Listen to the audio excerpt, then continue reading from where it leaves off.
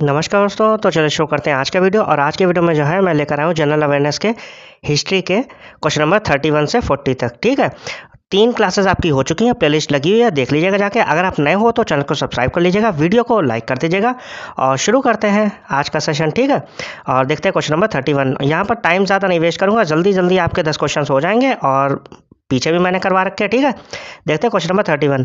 Who among the following is known as the Napoleon of India. तो कौन है जिसे हम नेपोलियन ऑफ इंडिया कहते हैं? Due to his extensive military conquest. ठीक है, उसकी एक्सटेंसिव मिलिट्री कॉन्क्वेस्ट की वजह से, as recorded in the Prayag Prashasti. ठीक है, किसमें दे रखी है? प्रयाग प्रशस्ति में। इलाहाबाद पिलर इंस्क्रिप्शन, जिसे हम इलाहाबाद पिलर इंस्क्रिप्शन भी कहते हैं। तो निम्नलिखित में से किसे प्रयाग प्रशस्ति इलाहाबाद स्तंभ अभिलेख में दर्ज उनकी व्यापक सैन्य विजयों के कारण भारत का नेपोलियन कहा जाता है? अब आपको बता रहे हैं कौन है। चंद्रगुप्त प्रथम है, समुद्रगुप्त है, स्कंदगुप्त है या फिर विक्रमादित्य है? बताइए कौन है, फिर मैं आपको बताता हूँ। और जल्दी जल्दी बताइए, फिर मैं अगला बताऊँ। चलिए देख लेते हैं क्वेश्चन नंबर 31 का आंसर। और क्वेश्चन नंबर 31 का जो आंसर है वो है ऑप्शन बी, समुद्रगुप्त। ठीक है, तो हिस्टोरियन V.A. स्मिथ, ठीक है, तो इतिहासकार कौन? V.A. Smith called Samudragupta the Napoleon of India. तो ये भी पूछा जा सकता है कि कौन से हिस्टोरियन है जो है नेपोलियन ऑफ इंडिया कहा है समुद्रगुप्त को? तो आप क्या कहोगे? V.A. स्मिथ ने, because of his brilliant military campaigns. ठीक है, तो उनकी ब्रिलियंट मिलिट्री कैंपेन्स की वजह से in both northern India Aryavarta में और साउदर्न इंडिया दक्षिण पथ में। ठीक है, तो दोनों जगह जो है उनकी मिलिट्री कैंपेन्स की वजह से उन्हें कहा जाता है। हिज कोर्ट पोएट, तो उनके कोर्ट पोएट कौन थे? हरिसेन।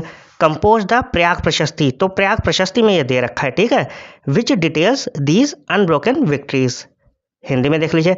समुद्रगुप्त इतिहासकार V.A. स्मिथ ने समुद्रगुप्त को भारत का नेपोलियन कहा क्योंकि उन्होंने उत्तरी भारत आर्यावर्त और दक्षिणी भारत दक्षिणापथ दोनों में शानदार सैन्य अभियान चलाए थे। उनके दरबारी कवि हरिसेन, पूछा जा सकता है कि जो समुद्रगुप्त थे उनके दरबारी कवि कौन थे? तो आप क्या कहोगे? हरिसेन। ठीक, तो उन्होंने प्रयाग प्रशस्ति में जो रचना करी है उसमें यह बताया है उनकी जो जीत है, लगातार कॉन्क्वेस्ट है। ठीक है, उसके बारे में फिर देखते हैं अपने लोग नेक्स्ट क्वेश्चन।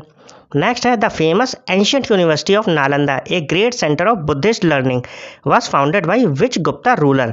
तो आपको यह बताना है कि बौद्ध शिक्षा का एक महान केंद्र प्रसिद्ध प्राचीन नालंदा विश्वविद्यालय, इसकी स्थापना किस गुप्त शासक ने की थी? आपको यह बताना है कि कौन सा था गुप्त शासक। ठीक है, गुप्ता रूलर, कुमारगुप्त प्रथम, स्कंदगुप्त, बुद्धगुप्त या फिर पुरुगुप्त। बताइए कौन थे जिन्होंने नालंदा की स्थापना करी थी?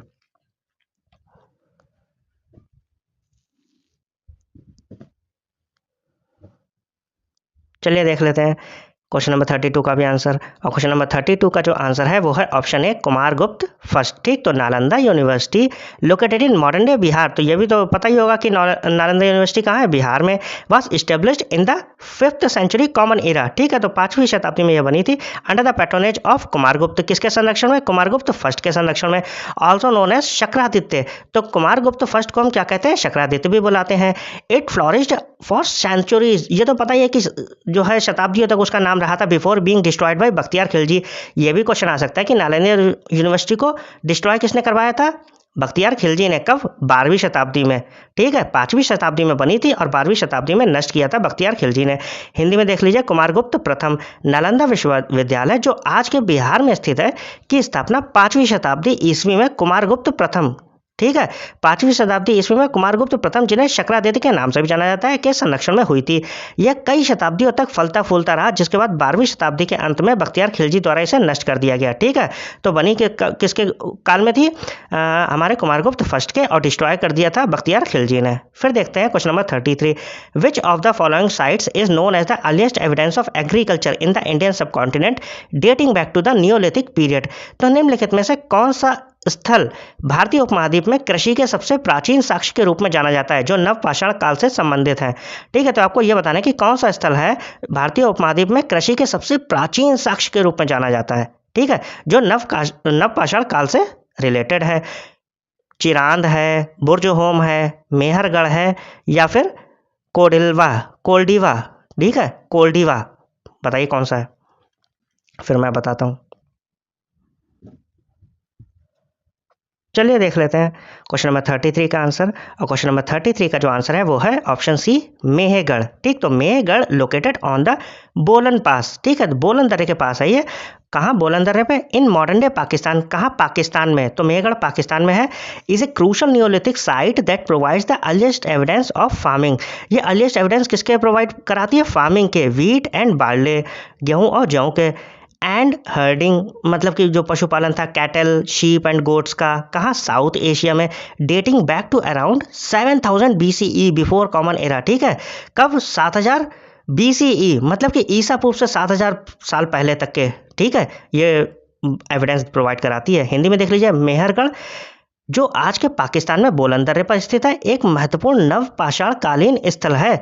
यह दक्षिण एशिया में खेती, गेहूं और जौ की खेती और पशुपालन, मवेशी, भेड़ और बकरियों के सबसे शुरुआती प्रमाण प्रदान करता है, जो लगभग 7000 ईसा पूर्व के हैं। कौन? मेहगढ़, याद रखिएगा। फिर देखते हैं अपने लोग next question, question number 34। The market control regulatory system price control policy was strictly introduced and implemented by which Sultan of Delhi. बाजार नियंत्रण नियामक प्रणाली, मूल्य नियंत्रण नीति को दिल्ली के किस सुल्तान द्वारा सख्ती से लागू किया गया था? ठीक है, आपको यह बताना है कौन सी बाजार नियंत्रण नियामक प्रणाली, या इंग्लिश में बोले तो आपकी मार्केट कंट्रोल रेगुलेटरी सिस्टम या फिर प्राइस कंट्रोल पॉलिसी, मूल्य नियंत्रण नीति को सख्ती से किस सुल्तान द्वारा लागू किया गया था? बलबन के द्वारा, अलाउद्दीन खिलजी, मोहम्मद बिन तुगलक या फिर फिरोज शाह तुगलक। बताइए कौन है? बताइए, ऑप्शन ए है, बी है, सी है।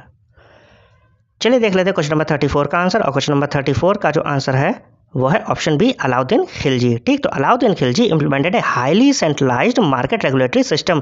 ठीक है, तो अगर मार्केट रेगुलेटरी सिस्टम की बात आए, किसने इंप्लीमेंट किया था? तो आप क्या कहोगे? अलाउद्दीन खिलजी ने। To maintain a large standing army at low wages. ठीक है, लो वेजेस पे मेंटेन करने के लिए लार्ज स्टैंडिंग आर्मी को।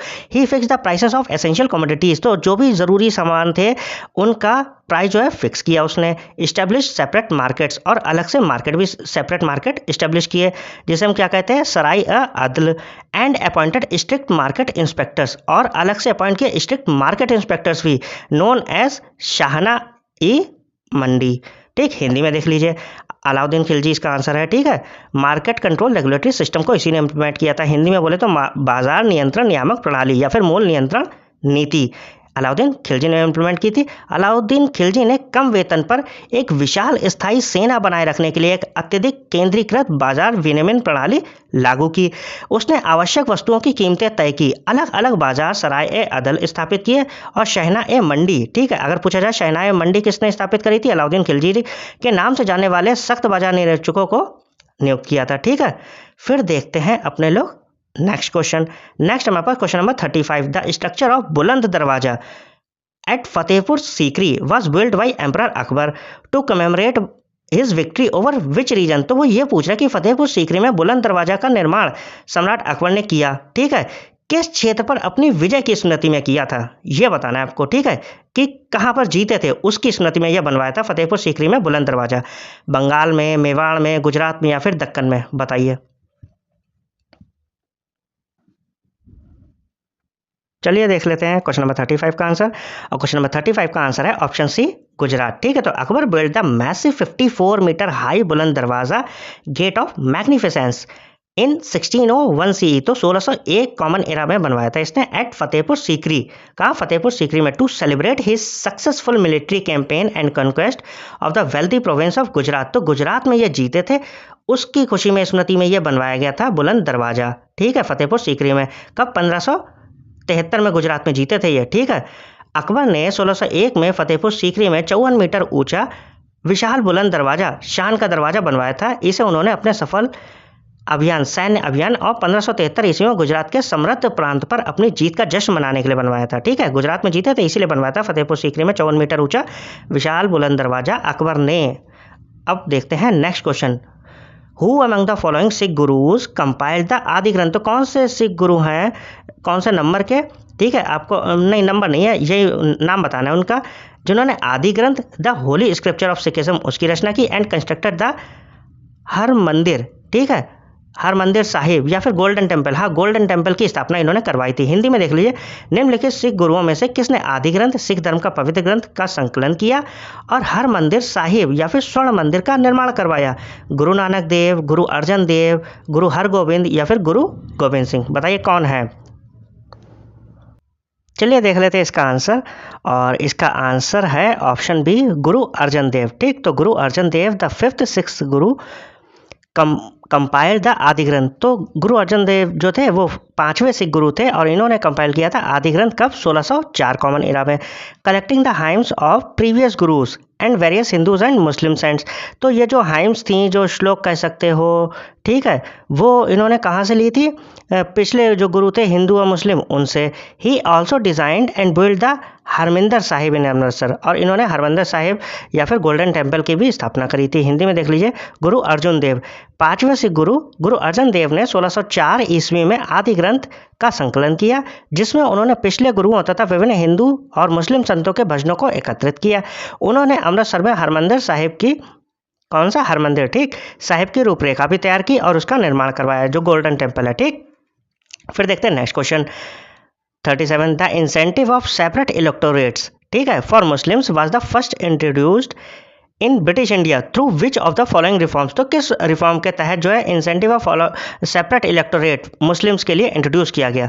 हिंदी में देख लीजिए, ब्रिटिश भारत में मुसलमानों के लिए पृथक निर्वाचक मंडलों का प्रोत्साहन सबसे पहले निम्नलिखित में से किस सुधार के माध्यम से लागू किया गया था? आपको यह बताना है कौन सा रिफॉर्म था वो। मॉर्ले मिंटो सुधार 1909, मॉन्टेग्यू चैम्सफोर्ड सुधार 1919, साइमन कमीशन रिपोर्ट 1927, सांप्रदायिक अधिनिर्णय 1932। ठीक है, इंग्लिश में देख लीजिए, Morley Minto reforms 1909, Montagu Chelmsford reforms 1919, Simon commission report 1927 या फिर कम्युनल अवार्ड 1932। बताइए क्या होगा। चलिए देख लेते हैं इसका भी। ठीक है, और क्वेश्चन नंबर 37 का जो आंसर है वो है ऑप्शन ए, मॉन्टेमिडलो रिफॉर्म्स 1909। तो ये तो हम सबको पता है कि जो ये सेपरेट इलेक्टोरेट शुरू हुए थे वो मॉन्टेमिडलो रिफॉर्म 1909 से ही शुरू हुए थे। ध्यान रखिएगा, जब भी सेपरेट इलेक्टोरेट की बात हो मुस्लिम्स के लिए, ठीक है, तो वो 1909 से शुरू हुए थे मॉन्टेमिडलो रिफॉर्म्स के तहत। Officially known as the Indian council act 1909। अगर ऑप्शन में मॉर्लेमेंटो रिफॉर्म नहीं है ना, तो क्या होगा? Indian council act 1909। ठीक है, क्योंकि मॉर्लेमेंटो रिफॉर्म को हम इंडियन काउंसिल एक्ट 1909 भी कहते हैं। This reforms introduced A system of separate electorate based on religion. तो ये पहली बार था कि रिलीजन के बेस पे सेपरेट इलेक्टोरेट्स हो रहे थे, effectively showing the seats of communal division, और इसी वजह से सांप्रदायिक हिस्सा हुई या फिर कह सकते हो बंटवारा हुआ था। ठीक है, तो यहीं से नहीं पड़ी थी, effectively showing the seats of communal division in Indian political landscape. Lord Minto is consequently known as the father of communal electorate. तो अगर फादर ऑफ कम्युनल इलेक्टोरेट पूछा जाए कौन है, तो आप क्या कहोगे? Lord Minto. याद रखिएगा, लॉर्ड मिंटो थे। हिंदी में देख लीजिए, जिसे, हाँ, मॉर्ले मिंटो सुधार 1909, जिसे आधिकारिक तौर पर भारतीय परिषद अधिनियम 1909 के नाम से जाना जाता है। इस सुधार ने धर्म के आधार पर अलग अलग निर्वाचन क्षेत्रों की व्यवस्था शुरू की, जिसने प्रभावी रूप से भारतीय राजनीतिक परिदृश्य में सांप्रदायिक विभाजन के बीज बो दिए। परिणाम स्वरूप लॉर्ड मिंटो को भारत में सांप्रदायिक निर्वाचन का जनक कहा जाता है। ठीक है, किसे? लॉर्ड मिंटो को सांप्रदायिक निर्वाचन का जनक कहा जाता है। फिर देखते हैं question number 38। Who was the president of the historic Indian national Congress session of 1929? ठीक है, तो कौन थे प्रेसिडेंट किसमें? 1929 के इंडियन कांग्रेस सेशन के, ठीक है, इंडियन नेशनल कांग्रेस के, जो लाहौर में हुआ था। वेयर द रिजोल्यूशन ऑफ पूर्ण Swaraj complete independence was adopted. तो 1929 में लाहौर में आयोजित भारतीय राष्ट्रीय कांग्रेस के ऐतिहासिक अधिवेशन के अध्यक्ष कौन थे, जहां पूर्ण स्वराज या फिर पूर्ण स्वतंत्रता का प्रस्ताव पारित किया गया था? ठीक है, महात्मा गांधी थे, सुभाष चंद्र बोस थे, जवाहरलाल नेहरू थे, मोतीलाल नेहरू थे। कौन थे प्रेसिडेंट? 1929 के इंडियन नेशनल कांग्रेस सेशन के प्रेसिडेंट कौन थे? बताइए। लाहौर में हुआ था, ये भी याद रखिएगा। ठीक है, चलिए देख लेते हैं इसका आंसर, और क्वेश्चन नंबर 38 का जो आंसर है वो है हमारा option C, JL Nehru, Jawaharlal Nehru. At the 1929 Lahore session under the presidency of Jawaharlal Nehru, the INC pass the momentous Purna Swaraj resolution. ठीक, it was decided to celebrate January 26, 1930 as India's first independence day, which later influence the choice of date for republic day. तो हिंदी में देख लीजिए, 1929 के लाहौर अधिवेशन में जवाहरलाल नेहरू की अध्यक्षता में INC ने ऐतिहासिक पूर्ण स्वराज प्रस्ताव पारित किया। यह निर्णय लिया गया कि 26 जनवरी 1930 को भारत के पहले स्वतंत्रता दिवस के रूप में मनाया जाएगा, जिसने बाद में गणतंत्र दिवस की तारीख के चयन को प्रभावित किया। ठीक है, तो ध्यान रखिएगा, इसकी अध्यक्षता किसने करी थी? JL नेहरू जी ने। फिर देखते हैं question number 39, which dynamic social reformer founded the Ramakrishna mission. Ramakrishna mission की स्थापना किसने की थी 1897 में, to carry forward the humanitarian and spiritual work of his guru. अपने गुरु के जो ह्यूमैनिटेरियन वर्क था, स्पिरिचुअल वर्क, उसे आगे बढ़ाने के लिए। हिंदी में देख लीजिए, किस गतिशील समाज सुधारक ने अपने गुरु के मानवीय और आध्यात्मिक कार्यों को आगे बढ़ाने के लिए 1897 में रामकृष्ण मिशन की स्थापना करी। स्वामी विवेकानंद थे, दयानंद सरस्वती थे, ईश्वर चंद्र विद्यासागर या फिर केशव चंद्र सेन? कौन है बताइए। चलिए देख लेते हैं इसका आंसर, और इसका आंसर है ऑप्शन है स्वामी विवेकानंद। ठीक, तो Swami Vivekananda founded the Ramakrishna mission. ठीक है, तो ये स्वामी विवेकानंद ने फाउंड किया था रामकृष्ण मिशन एट बेलूर मठ। ठीक है, कहाँ? कोलकाता के पास में 1897 में। The organisation was based on the principle of karmayoga. और ये जो ऑर्गेनाइजेशन थी वो किस पे बेस्ड थी? प्रिंसिपल ऑफ कर्मयोग, कर्मयोग के सिद्धांत पे, combining spiritual practice with social service, humanitarian relief and education. तो इसमें कई सारी चीज़ें जो थी कंबाइंड थी। स्वामी विवेकानंद ने 1897 में बेलूर मठ, कोलकाता के पास में रामकृष्ण मिशन की स्थापना करी। यह संगठन कर्मयोग के सिद्धांतों पर आधारित था, जिसे आध्यात्मिक साधना को सामाजिक सेवा, मानवीय राहत और शिक्षा के साथ जोड़ा गया था। ठीक, फिर देखते हैं next question. The famous Dandi march salt satyagraha launched by Mahatma Gandhi in 1920 started from Sabarmati ashram on March 12 and concluded at Dandi on which date. तो वो ये पूछ रहे महात्मा गांधी द्वारा 1920 में शुरू किया गया प्रसिद्ध दांडी मार्च, नमक सत्याग्रह 12 मार्च को साबरमती आश्रम से शुरू हुआ। दांडी में किस तारीख को समाप्त हुआ था आपको ये बताना है। ठीक है, 13 अप्रैल 1930, 6 अप्रैल 1930, 31 मार्च 1930, 1 अप्रैल 1930। बताइए क्या है।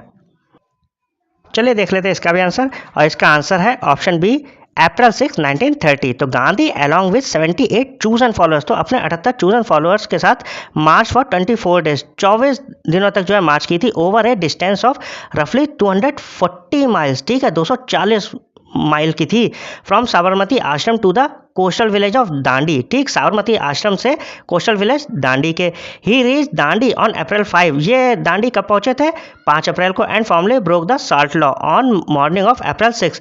और साल्ट लॉ कब ये इन्होंने जो है ब्रोक किया? 6 April 1930, marking the official launch of the civil disobedience movement 6 April 1930 को। तो गांधी जी ने 78 चुने हुए अनुयायियों के साथ साबरमती आश्रम से तटीय गांव दांडी तक लगभग 240 मील की दूरी 24 दिनों में पैदल तय की। वे 5 अप्रैल को दांडी पहुंचे और 6 अप्रैल 1930 की सुबह औपचारिक रूप से नमक कानून तोड़ा, जिसके साथ ही सविनय अवज्ञा आंदोलन की आधिकारिक शुरुआत भी हुई थी। ठीक है, समझ गए ना? तो याद रखिएगा ये सारी डेट्स, और आप लोगों से रिक्वेस्ट है कि ज़्यादा से ज़्यादा चैनल को सब्सक्राइब करिए, वीडियो को लाइक करिए। ठीक, मैं ज़्यादा बीच में डिस्टर्ब भी नहीं करता हूँ आप लोगों को। फिलहाल मिलते हैं नेक्स्ट वीडियो में। Thank you.